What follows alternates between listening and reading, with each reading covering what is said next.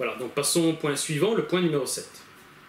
Ils utilisaient, donc les Nazaréens de l'Antiquité, utilisaient la tradition orale juive. Au moins en partie, on va voir dans le point suivant, mais voilà, pour l'instant on est au 7e point.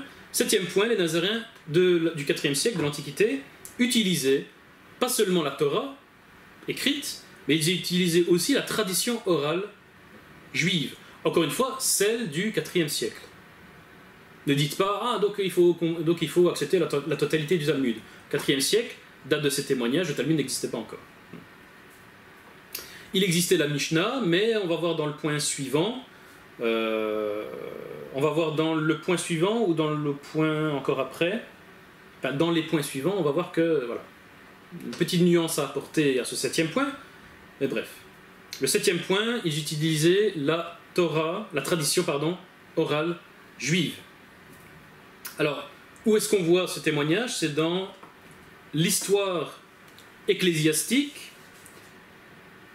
d'Eusèbe de Césarée, livre 4, chapitre 22. Voilà, je vous donne les références, vous pouvez, ne me croyez pas sur parole de toute façon, je vous donne toutes les références, vous pouvez aller voir vous-même. Donc, histoire ecclésiastique d'Eusèbe de Césarée, livre 4, chapitre 22. Eusèbe de Césarée, c'est un autre père de l'Église qui date du 4e siècle, comme Épiphane de Salamine, comme Jérôme. Mais dans son histoire ecclésiastique, il cite un autre historien qui s'appelle Hégésippe, qui est considéré par l'Église catholique comme un père de l'Église, mais en fait par les Nazaréens, il est considéré comme un historien nazaréen parce qu'il est en fait d'origine juive lui-même. C'était un juif de naissance qui est devenu disciple du Mashiach. Et quand on lit ce que Eusèbe de Césarée dit de lui, on se rend compte qu'en fait c'était un nazaréen très probablement, et non pas un catholique d'origine juive. Mais c'est intéressant parce que ça nous montre que les Nazaréens avaient leurs propres historiens qui écrivaient l'histoire de la Keïla nazaréenne. C'est intéressant, il y a d'autres passages de l'histoire ecclésiastique d'Hégésippe, reprise par Eusèbe de Césarée, qui parlent de la première Keïla nazaréenne. Donc c'est vraiment intéressant. Les Nazaréens avaient leurs propres historiens qui écrivaient leur propre histoire. Je trouve ça extraordinaire. Donc, je vais lire ce passage, donc Histoire ecclésiastique d'Eusèbe de Césarée, livre 4, chapitre 22. Il est écrit ceci. Il, en parlant d'Hégésippe, cite l'évangile aux Hébreux et l'évangile syriaque, c'est-à-dire araméen, et rapporte des particularités de la langue hébraïque, d'où il ressort qu'il a passé du judaïsme à la foi chrétienne. Du reste, il rapporte encore d'autres particularités comme venant d'une tradition juive orale. Voilà.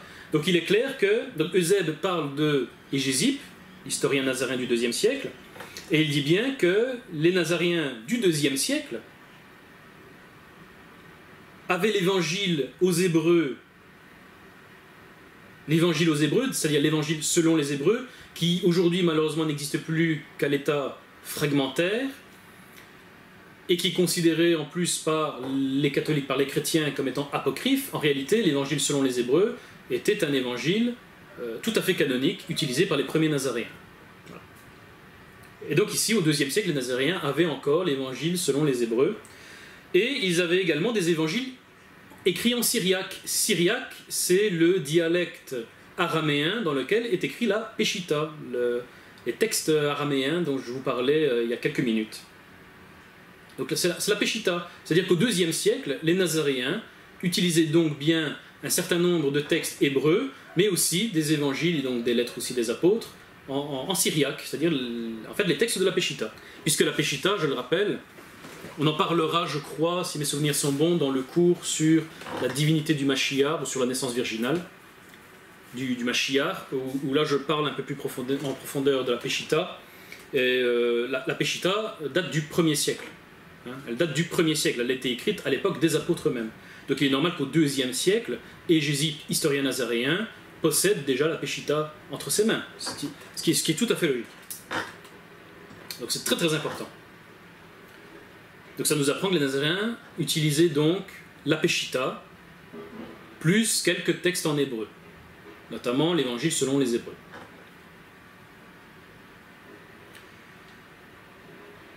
Et ensuite, Eusèbe dit, du reste, il rapporte encore d'autres particularités comme venant d'une tradition juive orale. C'est-à-dire que ça veut dire que les Nazaréens du IIe siècle utilisaient la tradition orale juive. Alors on ne nous dit pas laquelle exactement, mais ils utilisaient la tradition orale juive. C'est-à-dire les Nazaréens n'étaient pas comme les Sadducéens de l'époque ou comme les Karaïtes au Moyen-Âge, qui rejetaient le principe même de la tradition orale. La tradition orale n'existe pas. Il faut garder que ce qui est écrit. Les Nazaréens n'étaient pas des Sadducéens ou des Karaïtes. En plus de l'écrit, ils utilisaient les traditions orales juives, mais on verra pas toutes. Hein, pas toutes, mais on verra. Et je rappelle qu'ici, c'est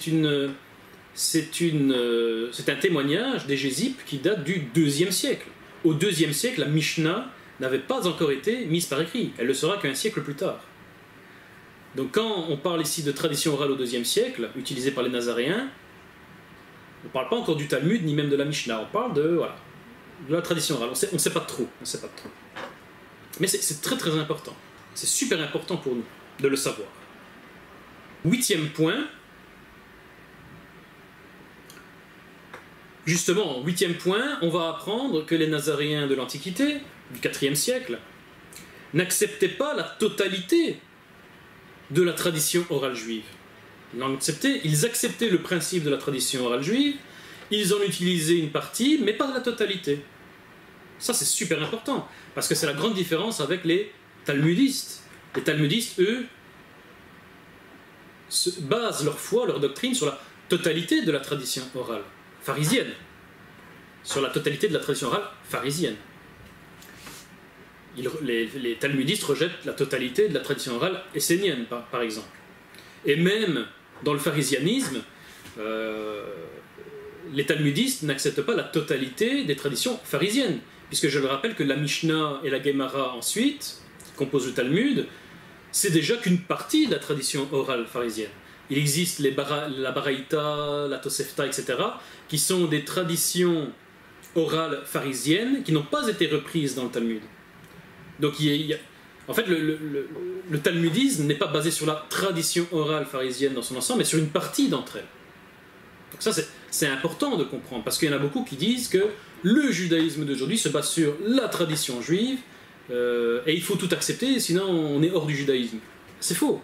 Encore une fois, le judaïsme actuel, ce n'est pas le judaïsme, c'est le talmudisme, un courant du judaïsme. Premièrement. Deuxièmement, le talmudisme lui-même, qui provient du pharisianisme, ne provient pas de tout le pharisianisme, mais de certains courants du pharisianisme, puisque les autres courants ont été rejetés, ainsi que leurs traditions orales, qui n'ont pas été compilées dans le Talmud. Donc vous voyez qu'il est complètement ridicule de tenter de nous vendre l'idée que le judaïsme actuel, c'est le judaïsme, et que le Talmud actuel, c'est la compilation de la totalité de la tradition orale juive, et tout ce qui n'est pas dans le Talmud, en gros, c'est de la merde. Toutes les autres traditions qui ne sont pas compilées dans le Talmud sont fausses, n'ont jamais existé, sont hérétiques. Au nom de qui ? Encore une fois, qui a décidé de ça ? Qui a décidé de ça ?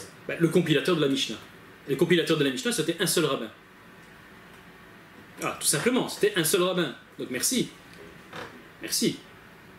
Quelle est sa légitimité pour faire le tri comme ça entre les uns et les autres? Et donc, important, je vais lire donc ce témoignage.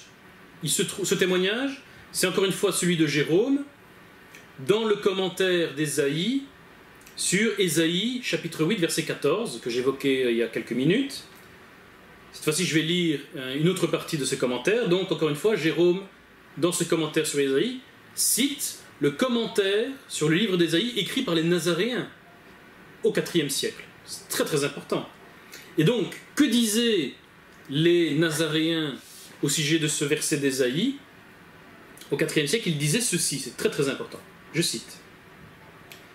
« Il sera un sanctuaire, mais aussi une pierre d'achoppement, un rocher de scandale pour les deux maisons d'Israël. » Ça, c'est le passage d'Ésaïe en question. Les Nazaréens expliquent que les deux maisons sont les deux maisons de Shammai et Hillel, qui étaient deux maisons qui composaient le pharisianisme dans l'Antiquité, au 1er siècle précisément, à l'époque du Second Temple. Ce n'étaient pas les deux seules écoles pharisiennes, il y en avait d'autres, mais c'était les deux principales.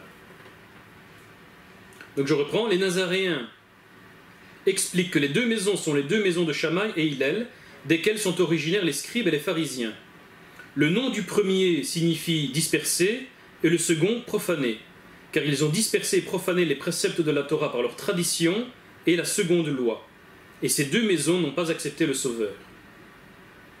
Donc je rappelle que ceci, c'est le commentaire que les Nazaréens du IVe siècle, ou peut-être avant, mais en tout cas c'est cité au IVe siècle par Jérôme, c'est un commentaire que les Nazaréens ont fait sur le livre d'Ésaïe. Les Nazaréens eux-mêmes, c'est pas Jérôme qui l'a écrit. C'est super important, parce que ça nous apprend quoi? Ça nous apprend que les Nazaréens critiquaient les deux écoles pharisiennes de l'époque, les deux écoles les plus, on va dire les plus majoritaires de l'époque, du Second Temple, l'école de Shammai et l'école de Hillel. Et que disent les Nazaréens à cette époque au sujet de ces deux écoles pharisiennes? Ils disent que ces deux écoles pharisiennes ont dispersé et profané les préceptes de la Torah par leur tradition et par la seconde loi. Alors c'est quoi la seconde loi? Ici il utilise le mot grec déotrosis. Déotrosis signifie littéralement la seconde ou la deuxième. C'est le mot d'ailleurs qui est à la racine du mot Deutéronome, qui signifie la seconde loi.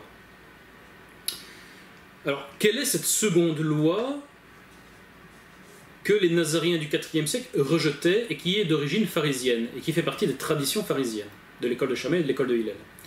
En fait, cette seconde loi, c'est tout simplement la Mishnah.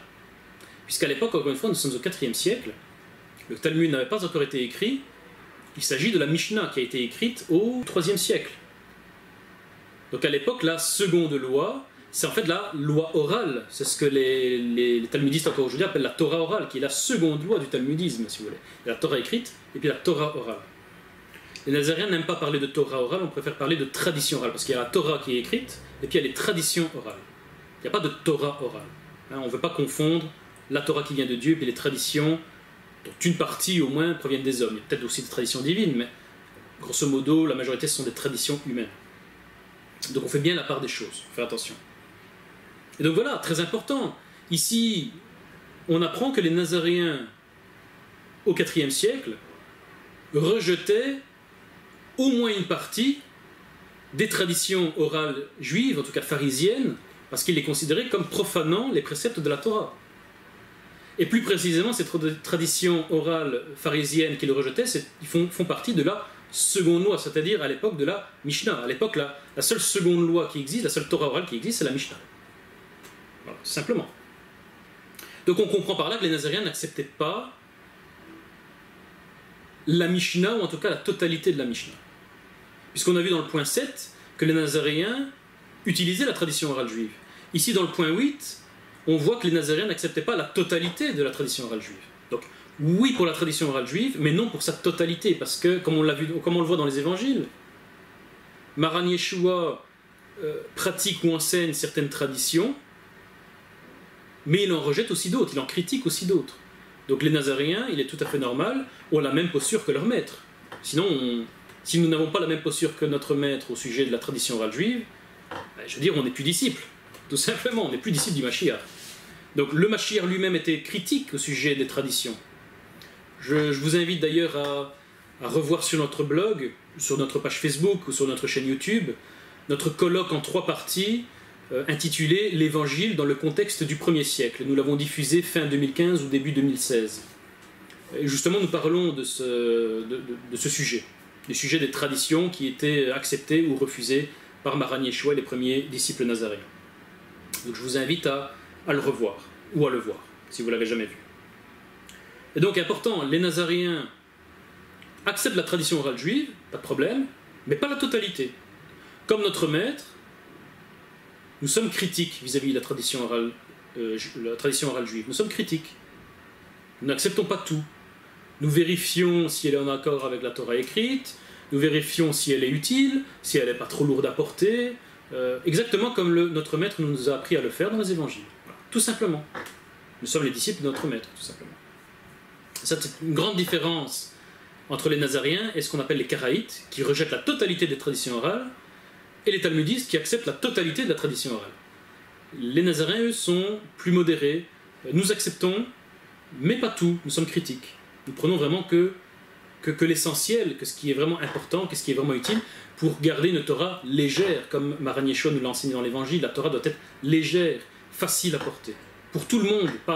La Torah n'est pas réservée à l'élite, elle doit être réservée, non, elle est pour tout le monde, y compris pour les enfants. Les enfants doivent être capables de pratiquer la Torah. La Torah d'Adonai, elle est légère, elle allège notre âme. C'est exactement ce que Maran Yeshua dit dans l'Évangile. Et donc elle doit rester légère. Les traditions ne doivent pas être lourdes à porter, elles doivent être simples, elles doivent être peu nombreuses. Vraiment juste ce qui est utile pour pouvoir bien pratiquer les mitzvot, les commandements de la Torah, écrites, c'est tout. Pas plus. Voilà. Ça c'est le point de vue nazaréen, très très important. On aura l'occasion dans d'autres cours de revoir tout ça. Plus en détail. Pour confirmation, on peut également lire cette autre citation par Jérôme du commentaire nazaréen sur Isaïe. Les Nazaréens tentent d'expliquer ce passage de la façon suivante. Quand le Messie est venu et que sa proclamation resplendit, le pays de Zabulon et Nephtali, premier de tous, fut libéré des erreurs des scribes et des pharisiens, et il enleva de leurs épaules le joug pesant des traditions juives. De Jérôme, commentaire sur Isaïe 9, 14. Alors, neuvième point de la doctrine nazaréenne antique. Les Nazaréens de l'Antiquité, mais ça découle du point 8, c'est logique, les Nazaréens de l'Antiquité, donc du IVe siècle, n'acceptaient pas l'autorité juridique des scribes et des pharisiens. Donc bien sûr, c'est les Nazaréens du IVe siècle, mais si les Nazaréens du IVe siècle ne l'acceptaient pas, c'était la même chose pour les Nazaréens du 1er siècle. Parce que les Nazaréens du IVe siècle sont les descendants des Nazaréens du 1er et du 2e siècle. C'est logique, hein. Il faut rester logique. Donc, 9e point, ils n'acceptaient pas l'autorité juridique des scribes et des pharisiens. Ça, c'est super important. Alors là, nous allons lire un autre fragment du commentaire d'Ésaïe fait par Jérôme, mais qui cite encore une fois le commentaire d'Ésaïe réalisé par les Nazaréens. Encore une fois, il cite les Nazaréens au sujet de leur commentaire sur le livre d'Ésaïe. Il s'agit cette fois-ci d'Ésaïe, chapitre 8, versets 20 à 21. Donc vous pouvez retrouver tous ces fragments, tous ces témoignages, dans le commentaire de Jérôme sur Ésaïe. C'est à l'intérieur de son commentaire à lui qu'il cite les commentaires des Nazaréens. Donc voici le témoignage, il dit ceci. Pour le reste, les Nazaréens expliquent ce passage ainsi. Quand les scribes et les pharisiens vous disent de les écouter, des hommes qui font tout pour l'amour du ventre et sifflent durant leurs incantations comme font les magiciens, pour vous tromper, vous devez leur répondre comme ceci. Ce n'est pas étrange que vous suivez vos traditions, puisque chaque tribu consulte ses propres idoles. Nous ne devons donc pas consulter vos morts au sujet des vivants. Au contraire, Dieu nous a donné la Torah et le témoignage des Écritures. Si vous ne voulez pas les suivre, vous n'aurez pas la lumière et les ténèbres vous oppresseront toujours. Passage extrêmement important, témoignage extrêmement important de Jérôme. C'est-à-dire qu'encore au IVe siècle, les Nazaréens refusaient l'autorité des scribes et des pharisiens en matière de ce que les talmudistes aujourd'hui appellent la halakha, ce que les Nazaréens préfèrent appeler le din, c'est-à-dire la jurisprudence, le fait de décréter de nouvelles traditions, si vous voulez. Le fait d'interpréter aussi comment bien pratiquer les mitzvot, les commandements de la Torah.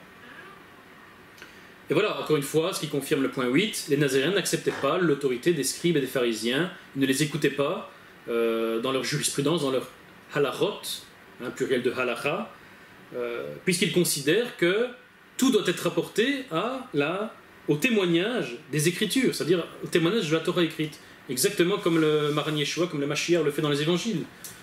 Si une tradition transgresse ce qui est écrit, c'est une mauvaise tradition, elle doit être rejetée. Nous verrons que ce n'est pas ce qui se passe dans le talmudisme, selon ce que le Talmud dit lui-même. Nous verrons ça, nous allons étudier tous ces passages-là, nous le verrons. Et donc, les Nazaréens avaient leur propre autorité juridique, dinique, si vous aimez bien les néologismes hébraïsants, moi j'aime beaucoup. Donc les talmudistes parlent de halachique, nous parlons de dinique, mais en fait ça signifie la même chose, ça dit de juridique. Donc les Nazaréens avaient leur propre batédine, comme on dit, leurs propres tribunaux religieux, comme nous avons encore aujourd'hui. les grandes organisations nazaréennes internationales ont leur propre Batédine, leurs propres tribunaux. Nous-mêmes, Netivot Olam, avons notre propre tribunal, notre propre Beddin, qui travaille sous la supervision du Beddin de la WNAE, qui est beaucoup plus expérimenté que nous. Donc voilà, il y a une hiérarchie comme ça de tribunaux religieux. C'est comme ça que ça fonctionne. Donc les Nazaréens avaient leur propre Beddin, ou Batédin au pluriel, dans l'Antiquité, ce qui est logique. Et d'ailleurs, nous le voyons dans les actes des Shlichim, les actes des apôtres. Lorsque, dans Acte 15, il a fallu trancher une question au sujet de la conversion des gentils, des goïms, des païens, les Nazaréens ne sont pas allés voir le Kohen Agadol. Ils ne sont pas allés voir le Hillel l'Ancien ou Gamaliel l'Ancien. Plutôt à l'époque, c'était plutôt Gamaliel l'Ancien, le président du Sanhédrin pharisien de l'époque, pour lui dire, Sanhédrin c'est Beddin, hein, en grec, hein, c'est un mot grec, c'est Beddin, c'est la même chose.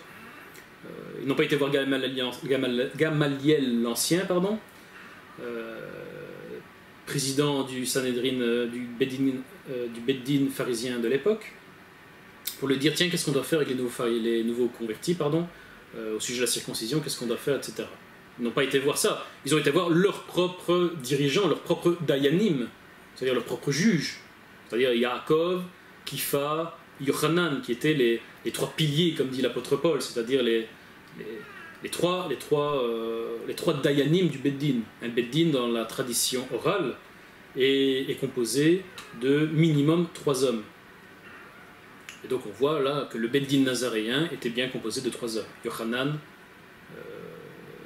Kifa et Yaakov, donc Jacques, Pierre et Jean, pour le dire en français. Jacques, Pierre et Jean. Donc les Nazaréens avaient leurs propres tribunaux, faisaient leurs propres dînes, leurs propres dinim, donc halachot, et ne suivaient pas les halachot des scribes et des pharisiens, et encore moins aujourd'hui. On les suit encore moins aujourd'hui.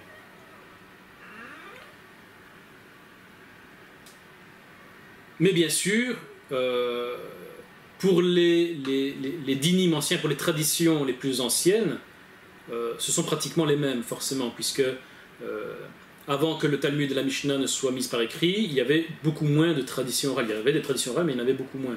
Donc forcément, dans l'Antiquité, il y avait beaucoup plus de points communs entre Nazaréens et Esséniens, Pharisiens, etc., qu'il n'y a aujourd'hui. Aujourd'hui, il y a tellement de traditions et d'halachot qui ont été inventées que le fossé se creuse, évidemment. La différence est de plus en plus grande, c'est normal, Donc voilà, très important. Les Nazaréens ne reconnaissent plus l'autorité halachique, l'autorité juridique, l'autorité dinique des scribes et des pharisiens, parce qu'ils considèrent que la tradition, les halachot, les décisions juridiques des scribes et des pharisiens transgressent ce qui est écrit, c'est-à-dire la Torah écrite. Exactement ce que Maran Yeshua disait dans les évangiles. Exactement. 10e point, ce sera le dernier. Oui, c'est ça, ce sera le dernier pour ce cours. Le 10e point de doctrine des Nazaréens de l'Antiquité, très important, nous le verrons dans le point suivant, donc dans le troisième cours vidéo que nous allons faire ensemble sur le sujet de qui sont les Nazaréens. Le 3e point, c'est sur les hérésies issues du nazaréisme ancien. Très important. 10e point, les Nazaréens reconnaissent l'autorité de Paul, l'autorité apostolique de Paul. Très très important. Il y avait des hérésies dans l'Antiquité qui ne reconnaissaient pas l'autorité apostolique de Paul. Nous verrons ça en détail une autre fois. Et donc ça, c'est très très important de le spécifier. Alors, cette information, nous pouvons la lire, encore une fois, dans un autre passage du commentaire de Jérôme sur Ésaïe, qui, encore une fois, cite le commentaire des Nazaréens sur Ésaïe. Et cette fois-ci, c'est sur Ésaïe, chapitre 9, verset 14. Voici ce que Jérôme dit, que les Nazaréens disaient au IVe siècle au sujet de ce verset. Les Nazaréens tentent d'expliquer ce passage de la façon suivante. Quand le Messie est venu et que sa proclamation resplendit, le pays de Zabulon et Nephtali, premier de tous, fut libéré des erreurs des scribes et des pharisiens, et il enleva de leurs épaules le joug pesant des traditions juives. Plus tard, cependant, la proclamation devint plus forte, ce qui signifie que la proclamation se multiplia à travers l'évangile de l'apôtre Paul, qui a été le dernier des apôtres. Et l'évangile du Messie, resplendit jusqu'aux tribus distantes et par-delà la mer. Finalement, le monde entier qui avant marchait ou s'asseyait dans les ténèbres et qui était dans les liens de l'idolâtrie et de la mort a vu la lumière de l'évangile. Super important. Les Nazaréens, encore une fois,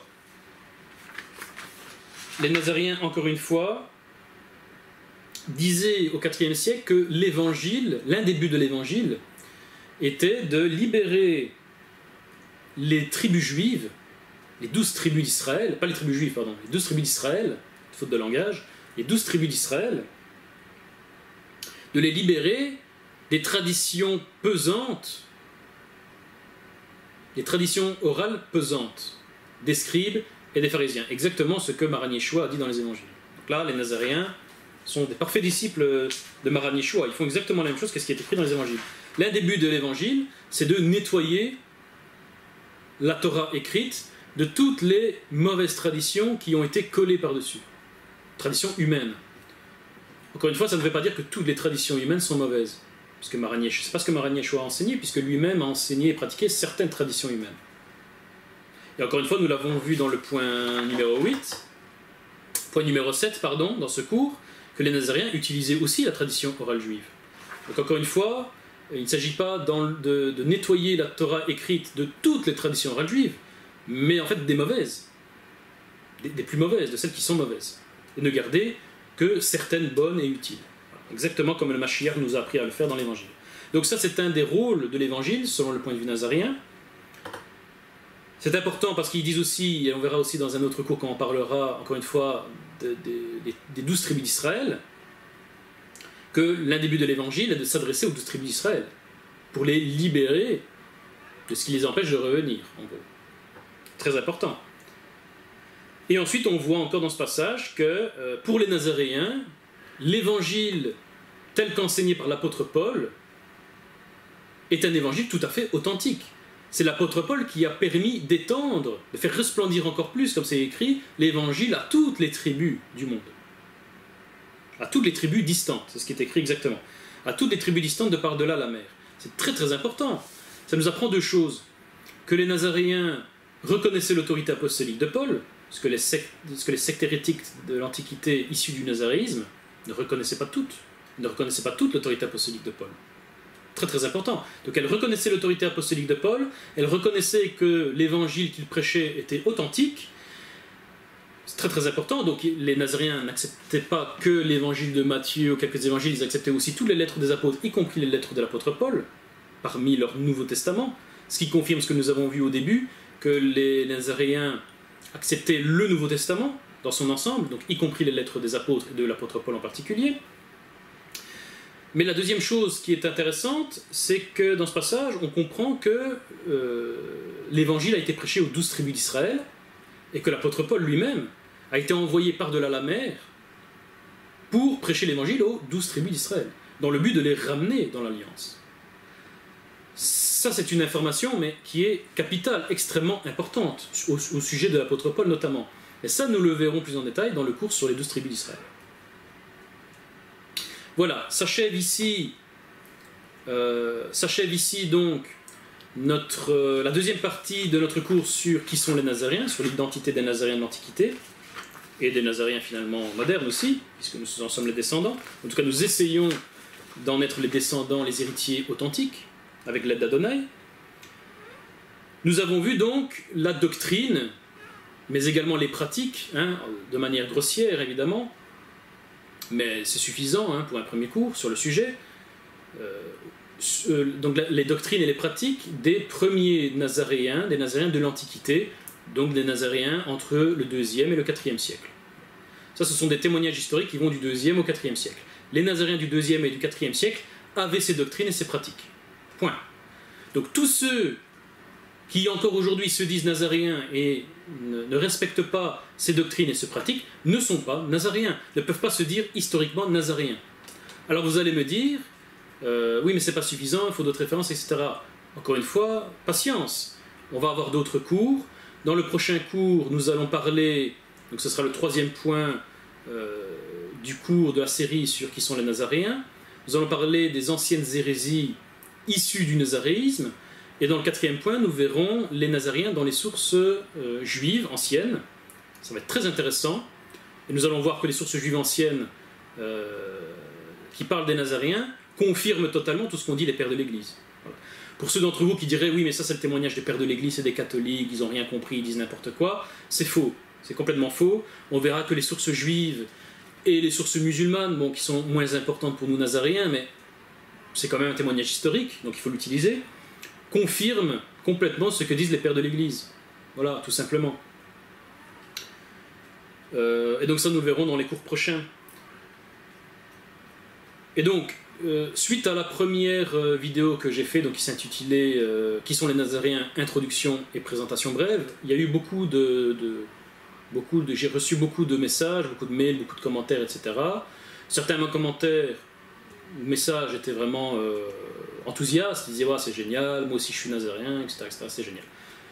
D'autres proviennent de chrétiens qui disent « Ah, je ne savais pas, ça a l'air super intéressant, hâte de voir la suite ». Voilà. Très encourageant, super.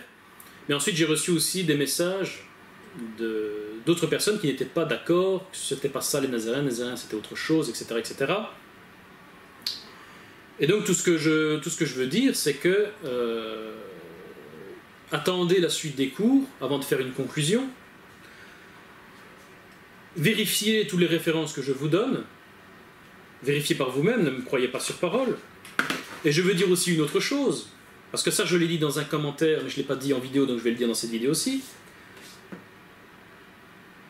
Lorsque je dis que la doctrine des Nazaréens de l'Antiquité et des Nazaréens modernes est celle-là, celle que je viens de présenter ici dans le témoignage, à travers le témoignage des pères de l'Église, je ne suis pas le seul à le dire. Je ne suis pas un type isolé, un youtubeur isolé dans sa chambre, qui a eu un jour une lubie dans son coin et qui vient dire ensuite voilà, les Nazaréens c'est ça et c'est pas autre chose. Non, pas du tout. Je m'appuie sur des témoignages historiques. On va voir, juifs, chrétiens, musulmans, on va voir dans la suite. Et je m'appuie également sur les Nazaréens modernes. C'est-à-dire les Nazaréens modernes, qu'ils soient d'origine juive ou non juive, parce qu'il y a des Nazaréens qui se rassemblent dans le nazarisme en provenant à la fois du talmudisme ou de l'une ou l'autre forme de christianisme moderne, et qui se convertissent à la fois nazaréennes. Je m'appuie donc sur les Nazaréens modernes qui défendent dans leur très grande majorité ces doctrines et ces pratiques. Tout simplement. Toutes les grandes organisations nazaréennes aujourd'hui, il y en a plusieurs. Il y a la WNAE, comme je l'ai dit dans le premier cours, la WNAE, la YATI, il y avait l'Ionique, je crois qu'ils ont changé de nom maintenant. Voilà, il y avait 2, 3, 4 même à un moment, organisations nazaréennes qui regroupent des milliers de disciples nazaréens dans le monde entier, qui regroupent, si on regroupe vraiment tout le monde, on doit avoir à peu près une centaine de communautés nazaréennes dans le monde. Ce sont des organisations qui datent des années 1980. Donc ce sont des organisations qui ont plus de 30 ans d'existence. Ce sont des organisations qui ont converti des milliers de personnes, qui ont aidé des milliers de personnes à s'organiser en communauté. Travail, mais vraiment très très difficile, vraiment très compliqué. Déjà, à notre niveau, à nous, ici à Netivot Olam, nous existons depuis maintenant presque 11 ans. Cette année-ci, nous sommes d'un niveau un peu moindre. Nous avons un peu moins d'expérience dans le domaine. Nous avons déjà réussi à bâtir une Keila nazaréenne ici en Belgique. Nous essayons d'aider d'autres personnes qui nous ont contactés, notamment en France, à bâtir d'autres Keilot nazaréennes. Mais c'est très compliqué, très très compliqué. Donc ce sont des organisations nazaréennes qui ont de l'expérience, qui savent de quoi elles parlent, qui sont bien plus expérimentées que nous-mêmes et qui disent la même chose que ce que je viens de dire. Tout simplement. Donc je ne suis pas tout seul là dans mon coin, nous ne sommes pas tout seuls dans notre Keila nazaréenne non plus ou dans notre yeshiva nazaréenne à dire cela. Toutes les grandes organisations nazaréennes internationales disent la même chose. Voilà, tout simplement. Tout simplement. Et donc parmi ceux qui se disent nazaréens mais qui n'acceptent pas ces doctrines, je veux dire, il n'y a aucune organisation nazaréenne internationalement reconnue qui regrouperait des milliers de Nazaréens et des dizaines, voire des centaines de communautés, il n'en existe aucune aujourd'hui qui dirait le contraire, qui dit le contraire de ce que je viens de dire ici. Il n'y en a aucune, tout simplement. Toutes les organisations nazaréennes internationales aujourd'hui enseignent exactement la même chose que ce que je viens d'enseigner. Tout simplement. Tout simplement. Donc, ceci pour que certains d'entre vous ne se disent pas « Oui, ça c'est encore un youtubeur qui... c'est son opinion personnelle, etc. » Pas du tout. C'est pas mon opinion personnelle. Je me base donc sur des documents historiques qui sont inattaquables. Je me base également sur l'expertise des grandes organisations nazaréennes internationales qui existent encore aujourd'hui, qui ont au moins une trentaine d'années d'expérience, etc., etc. Donc je ne suis pas tout seul dans mon coin à donner juste mon opinion. Non, je défends la foi nazaréenne de l'Antiquité et la foi nazaréenne moderne, qui est l'héritière de celle de l'Antiquité, bien évidemment. Voilà. Mon but est de défendre le nazaréisme, la doctrine nazaréenne authentique, face aux hérésies, aux abus, aux erreurs, parfois aux erreurs sincères. Voilà, ça arrive, on peut tous se tromper. Voilà, donc je vais finir ce cours là-dessus, sur ces paroles. Donc je vous donne rendez-vous, si Adonai le permet, toujours, hein, si Adonai le permet, cela dépend de sa volonté et de sa seule volonté. Je vous donne rendez-vous donc pour le point numéro 3. Nous allons parler des hérésies issues du nazaréisme. Nous parlerons également du point numéro 4, dans la même vidéo ou dans une autre vidéo, je ne sais pas. Le point numéro 4 étant celui des Nazaréens dans les sources juives anciennes. Et ensuite, peut-être que je ferai une pause dans ce cours-ci, ou peut-être pas, je ne sais pas exactement. Encore une fois, je vais voir ce que la loi HaKodesh va me dire. Hein. J'essaie d'être guidé par la loi, comme je l'ai dit dans le premier cours. Soit je continuerai jusqu'au bout ce cours, soit je vais l'interrompre juste pour pouvoir faire un autre cours au sujet de la divinité du Mashiach. Vous avez été extrêmement nombreux à me demander ce cours, parce que c'est normal, c'est un cours extrêmement important, et que tous les disciples hébraïsants, ce que moi j'appelle hébraïsants, donc qui sont sortis totalement ou presque totalement du christianisme, de l'une ou l'autre dénomination chrétienne d'ailleurs, et qui veut essayer de se rapprocher de la vérité, de la Torah, du nazarisme en fait. Hein. Donc, ce que j'appelle moi les hébraïsants, qui n'est pas la même chose que judaïsant. Hébraïsant c'est bien, judaïsant c'est pas bien. Donc beaucoup d'hébraïsants m'ont envoyé des messages me demandant absolument de faire ce cours. Les hébraïsants, dans leur volonté de revenir à la pleine vérité, forcément il y a un moment donné ils se posent la question de la vérité au sujet de la divinité du Messie, de la triunité, de tous ces dogmes, etc. Et donc nous allons en parler dans un cours bien spécifique. C'est un cours extrêmement important. Voilà, donc nous le ferons encore une fois si Adonai le permet. Voilà. Si Adonai le permet, nous le ferons très bientôt. Donc patience. Faites attention encore une fois aux gens qui sur internet se disent nazaréens et qui n'enseignent pas ce que je viens d'enseigner ici, qui disent le contraire. Attention, attention. Soyez très prudents. Voilà, je vous donne donc rendez-vous pour les prochains cours si Adonai le permet. Gloire à Adonai qui m'a permis de faire ce cours. Gloire à notre maître Yeshua Mashiach, son fils bien-aimé. Je vous dis à bientôt, si Adonai le permet. Shalom à tous.